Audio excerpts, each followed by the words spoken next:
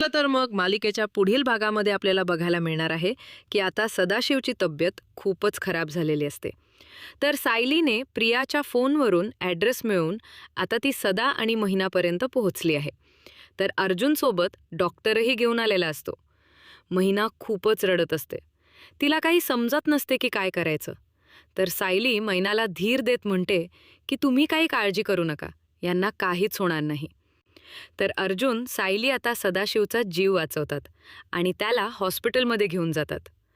तर इकडे सायली आता प्रियाच्या खांद्यावर असलेला भाजल्याचा व्रण बघते. ते अर्जुनलाही सांगते.